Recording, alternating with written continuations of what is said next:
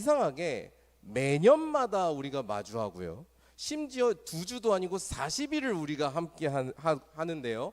매년마다 새롭고 낯선 시간이 있습니다. 바로 지난 수요일부터 시작된 사순절입니다. 여러분, 지난주 수요일에 사순절 시작한다는 거 알고 계셨던 분?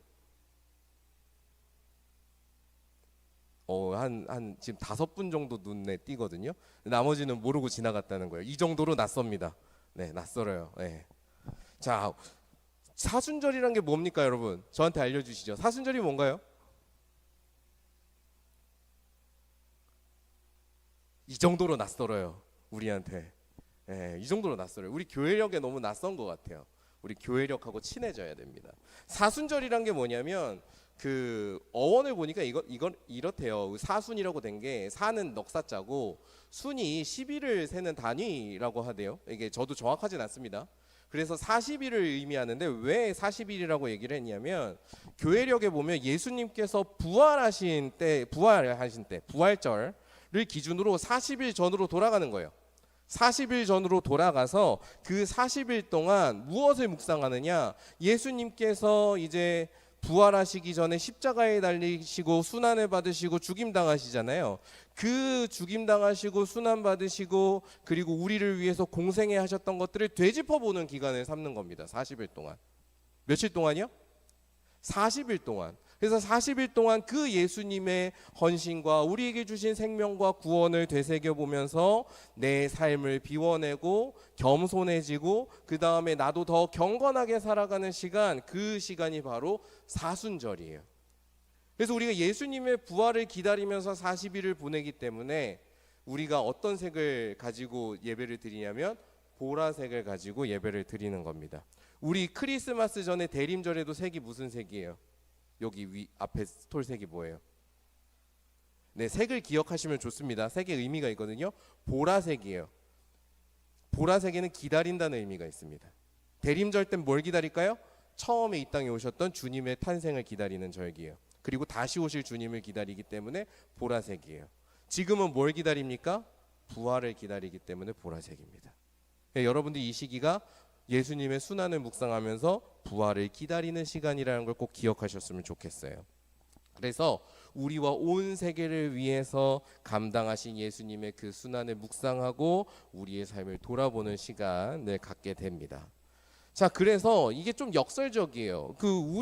우리가 살아가는 세상은 이때가 봄이란 말이에요. 봄은 어떤 계절이죠? 새로이 싹이 트고 꽃이 피고 날씨가 화창해지는 계절입니다. 물론 지금 미세먼지와 황사가 오고 있는 것 같아서 완전히 화창하진 않습니다만 날이 그래도 많이 포근해졌죠. 그런 계절이란 말이에요. 그래서 이 세상은 봄이 시작됐다고 설레할 수 있어요. 그런데 우리 기독교인들은 어떤 면에선 진정한 봄은 아직 오지 않았다라고 말하는 것 같습니다. 이 시기에.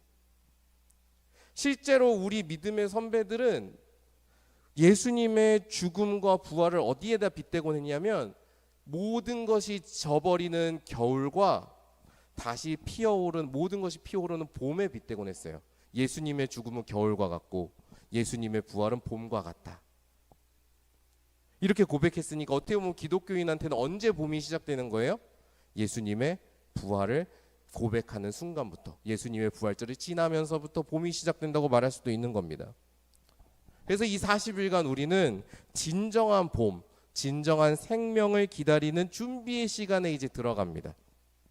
2025년 사순절에는 우리가 무엇을 묵상할까 기도하고 고민하다가 그 생명으로 나아가기 위해서 거쳐야 하는 길, 십자가를 우리가 함께 묵상해 보자라는 생각을 가졌습니다.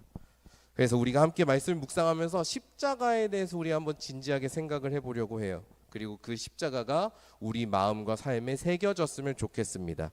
그래서 이번 사순절이 우리가 참된 생명을 기다리고 기뻐할 수 있는 귀한 시간이 되었으면 좋겠고요. 그런 소망을 가지고 우리가 이 예배 시간을 함께 했으면 좋겠습니다. 아셨지요?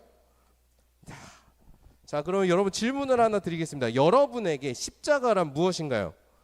십자가란 아마 우리 전원희 목사님처럼 여기다 글 띄우면 되게 또 거룩한 답변들이 나올 것 같은데, 여러분들 되게 그렇게 거룩하신 분들인지 제가 새삼 깨달아서 반성을 많이 했습니다. 네, 많이 여러분들 자유한 분들인 줄 알았거든요. 제가 회개를 많이 했습니다. 네. 십자가란 도대체 무엇인가요, 여러분들에게? 누군가에게는 십자가란 아마 기독교인이라는 걸 알려주는 표식일지도 모르겠습니다. 왜 우리 목걸이라던가 귀걸이라던가 혹은 자동차 갖고 있는 사람은 자동차 안에 이렇게 걸려 있는 거라던가, 그리고 뭐 핸드폰에도 이제 뭐 십자가 액세서리 같은 게 있죠. 그런 액세서리나 십자가를 부클립도 있을 수 있습니다. 부클립이라던가 이런 거에 십자가가 그려져 있으면 우리 어떻게 생각해요? 그걸 보고 아, 저 사람 교회 다니나 보다. 아, 기독교인인가 보다. 이렇게 생각을 하잖아요. 혹은 뭐 핸드폰 화면도 괜찮고 카톡 프로필일 수도 있습니다. 그런데도 십자가가 보이면 자연스럽게 그런 생각을 하게 될 겁니다. 아마 우리가 그런 생각에 이렇게 고개를 끄덕일 수 있는 것은 그만큼 우리 주변에서 십자가를 많이 볼 수 있기 때문인 것 같아요. 제가 예전에 인터넷에서 본 사진인데 한밤중에 서울의 도심의 야경을 찍은 사진을 본 적이 있습니다. 그 야경의 사진에 네온 사인이 가득한데 유독 눈에 보이는 네온 사인이 있었어요. 뭘까요? 교회의 빨간 십자가. 왜 하필 빨간색인지. 네.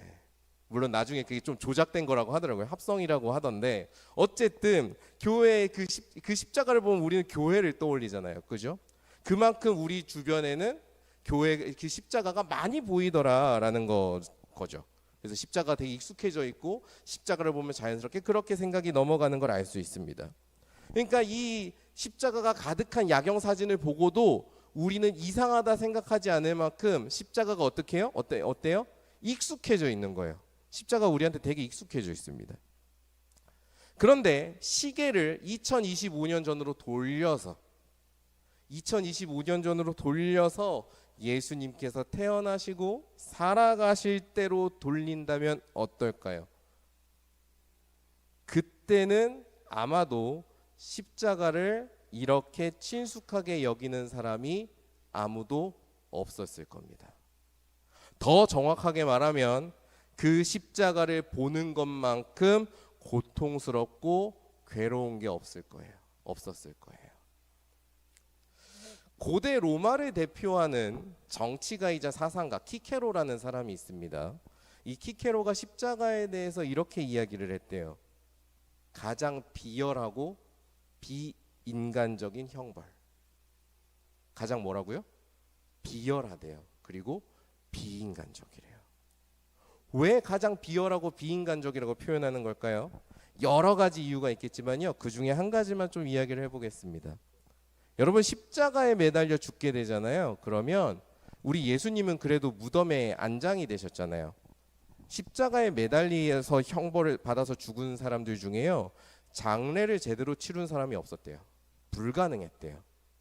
왜냐하면 십자가에 매달려 보통 죽게 돼서 시체가 되면 이 시체를 바로 내려주지 않고요. 내버려 뒀대요. 사람들이 보라고. 그리고 그 사람들이 보게 되면 이제 어떻게 되느냐, 독수리나 짐승들이 그거를 먹이로 삼아서 달려들었답니다. 그걸 그렇게 내버려 두는 게 다반사였대요. 십자가 형벌을 내릴 때. 그러니까 십자가에서 시신이 부패하도록 내버려 두고 동물들이 그렇게 먹도록 내버려 두니까 이 시신을 십자가에서 끌어내려도 어때요? 손상 정도가 너무 심한 거예요. 손상 정도가 너무 심해서 장례를 치를 수 있는 상태가 안 됐던 겁니다. 게다가 십자가형이요, 로마가 십자가형을 내릴 때 보통 대규모로 했어요. 몇천 명씩, 몇백 명씩 집행을 했단 말이에요. 그러니까 이렇게 대규모로 내버려두고 이렇게 다 부패하고 손상당한 시신을 꺼내놓으니까 누가 누군지 신원 확인이 가능하겠어요? 불가능한 겁니다. 그러니 누군지도 모르고 자기 가족이 장례를 치르는 게 불가능했던 거예요. 이처럼 한 사람의 인격과 한 사람의 그 이야기를 완전히 지워버리는 형벌이었대요, 십자가는. 그렇기 때문에 가장 비열하고 비인간적인 형벌이라는 악명을 갖고 있었던 겁니다.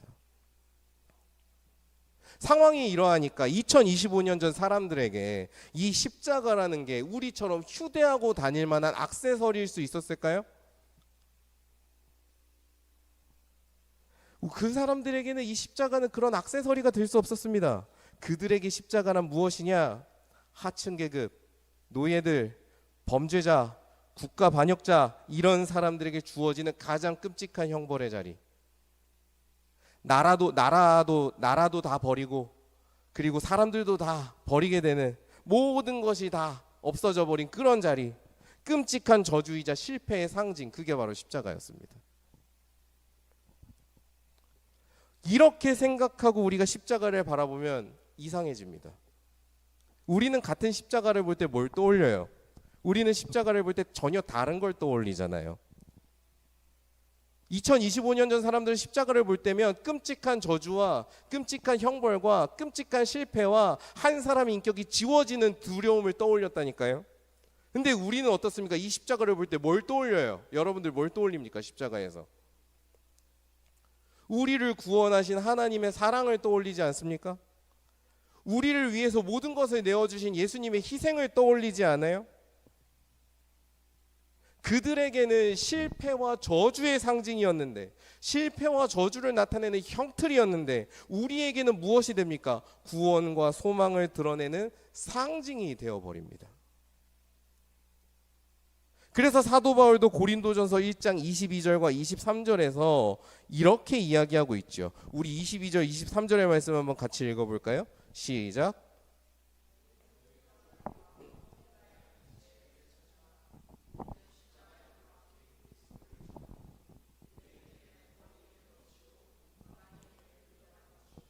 아멘. 십자가의 능력, 하나님의 능력, 하나님의 표적을 구하는 사람들에게는요, 십자가는 거리끼는 것입니다. 왜냐하면 십자가는 뭘 의미해요? 실패를 의미하기 때문입니다. 어떤 능력 있는 사람이 실패합니까? 그죠? 지혜를 구하는 사람에게는요, 십자가는 어리석음입니다. 왜? 미련한 것입니다. 왜요? 십자가에 달린 모습은 너무나도 무력한 패배의 자의 모습이기 때문이지요. 절망의 모습이기 때문입니다. 어떤 사람이 절망과 패배의 자리에서 지혜를 구합니까? 그러지 않아요. 우리는 다 누구에게서 지혜를 구해요? 승리한 사람들에게서 지혜를 구합니다. 패배를 통해서 교훈을 얻을 수 있다고요? 그 말도 누가 하는 줄 아세요? 승리한 사람이 합니다.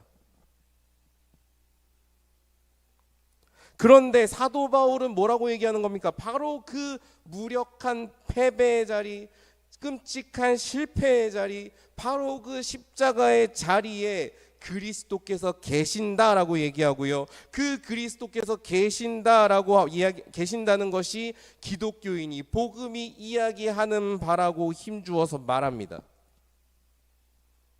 그 십자가를 보지 않고서는 우리를 향한 하나님의 구원을 볼 수 없다고, 우리를 향한 하나님의 사랑과 생명을 맛볼 수도 없고 경험할 수도 없다라고 이야기를 합니다. 이 말씀이 오늘 우리에게 건네는 메시지는 분명합니다. 하나님을 만나는 자리는, 오늘 우리가 찬양했던 것처럼 하나님을 만나는 자리는 안타깝게도 우리의 성공이나 성취의 자리가 아닙니다. 세상에 어떤 선한 영향력을 보일 수 있는 자리, 하나님의 위대하심을 드러낼 것 같아 보이는 그런 자리, 참으로 좋게 선하게 쓰일 수 있을 것 같은 자리, 분명 선하게 쓰일 수 있고 좋게 쓰일 수 있겠지만, 어떤 의미가 있을 수 있겠지만, 우리가 하나님을 마주하는 자리는 안타깝게도 그런 자리가 아니라는 겁니다. 하나님께서는 어디에서 우리를 만나십니까? 바로 십자가 위에서 우리를 만나십니다. 달리 말하면 하나님께서는 우리의 단순한 연약함이 아니라 우리의 쓰디쓴 실패의 자리, 우리가 절망해서 무릎에 힘이 풀려버려서 쓰러지는 그 패배의 자리에서 우리를 만나십니다.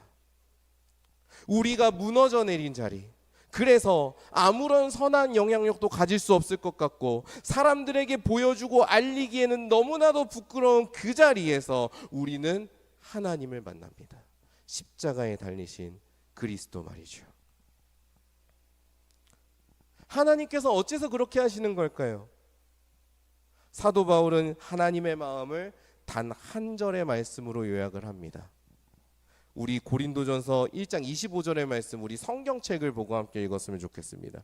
우리 25절의 말씀 함께 읽어보겠습니다. 시작.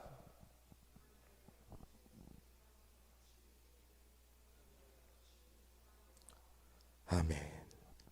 왜 하나님께서는 십자가에서 그 자리에서 우리를 만나십니까? 우리 눈에 어리석어 보이고 약해 보이고 아무것도 아닌 것 같은 그 자리, 바로 그 자리에서 하나님의 지혜로우심과 강하심이 드러나기 때문입니다. 그분의 지혜로우심과 강하심이 우리의 실패와 절망과 어리석음을 치유하시고 숭고한 삶, 더 참된 삶으로 이끌어가고도 남으시기 때문입니다. 그러니까 하나님은 여러분이 갖고 있는 잘난 것을 극대화시켜주는 분이 아니고요, 여러분이 갖고 있는 가장 끔찍하고 부끄러운 것들을 자랑거리로 바꾸어 내시는 분이시라는 거죠. 그래서 우리는 십자가 앞에서 나의 부끄러운 모습과 죄된 모습을 있는 그대로 마주하게 됩니다. 그런데 그렇게 마주하게 될 때요, 우리는 그 같은 십자가 앞에서 모든 것을 회복하시고 일으키시는 하나님의 사랑과 구원을 마주하게 됩니다. 오늘 우리가 함께 참여하게 될 이 성찬식에도 이런 의미가, 동일한 의미가 담겨 있습니다. 우리 성찬을 처음으로 받았던 사람들이 누구죠? 예수님의 떡과 잔을 처음으로 받았던 사람들이 누구죠? 제자들입니다. 12제자들이죠. 성찬 가운데 빵을 떼고 잔을 받아 먹는 일을 그 이후로부터 계속합니다. 그들은 그 성찬 가운데 빵을 떼고 잔을 나누면서 무엇을 떠올리면서 살았을까요? 이 제자들 말입니다. 이 제자들은요, 성찬을 받을 때마다, 빵과 잔을 받아 먹을 때마다 예수님께서 나에게 이렇게 살을 주시고 피를 내어 주실 때조차도 그분의 뜻을 알지 못했던 자기의 모습, 순종하지 못했던 자기의 모습, 자기의 그런 부끄러운 실패들이 그 자리에서 떠올랐을 겁니다. 예수님께서 십자가에 달리시는 그 순간에도 그 자리를 함께하지 않고 살고자 도망치고자 했던 자기들의 그 모습, 그리고 예수님 곁을 지키기는커녕 예수님의 제자인 것을 부인하고 예수님을 부인했던 그 모습, 예수님이 돌아가시고 난 뒤에 예수님께서 끄집어내 주셨던 과거의 삶으로 돌아가서 예수님께서 주신 말씀을 다 잊어버리고 평범한 어부로 살아가던 그 모습, 그 자기들이 겪은 온갖 실패들과 부끄러운 기억들이 떠올랐을 겁니다. 우리도 이 성찬 받는 가운데 마찬가지입니다. 우리도 성찬을 받는 가운데 우리가 삶에서 예수님께, 하나님께 순종하지 못했던 실패의 기록들을 떠올립니다. 예수님보다 다른 것을 더 사랑하고 예수님을 모른 척했던 그 부끄러운 모습들을 떠올리게 됩니다. 그러나 이렇게 나의 실패와 부끄러움을 성찬을 받는 가운데 직면하면 바로 그 자리에서 예수님께서 우리에게 당신의 살과 피를 내어주십니다. 바로 그 자리에서 우리의 주님께서는 이 자리에 임하셔서 우리를 만나주시고요, 우리에게 영원한 생명을 주십니다. 그렇게 우리의 부끄러움과 실패로 가득한 이 자리를 어떤 자리로 바꾸어 내십니까? 모든 것을 회복하시는 자리로, 그리고 우리를 일으키시는 자리로, 우리의 실패가 다시 새로운 생명을 얻고 새로운 기회로 바뀌는 자리로, 하나님이 역사하는 자리로 변화시키십니다. 이 사순절 기간 동안 우리가 십자가를 진심으로 마주할 수 있기를 소망합니다. 이 말은 즉 여러분의 실패와 여러분의 좌절을 마주하라는 이야기입니다. 하나님의 뜻에 순종하지 못했던 부끄러운 모습을 바라보십시오. 그리고 그 모든 것을 새롭게 바꾸어 내시고 인도하시고 우리에게 새로운 사명을 주시는 하나님을 그 자리에서 만나시기 바랍니다. 우리가 이러한 마음과 고백을 가지고 사순절을 살아낸다면 이 시간이 여러분들에게 참으로 복되고 그리고 이 세상이 줄 수 없는 소망으로 가득한 시간이 될 것입니다. 이 시간 우리가 성찬으로 나아가기 전에 마음을 모아서 기도할 텐데요. 우리가 마음 모아서 기도하는 가운데 여러분들에게 사순절의 은혜가 충만해지기를 주님의 이름으로 간절히 축원합니다.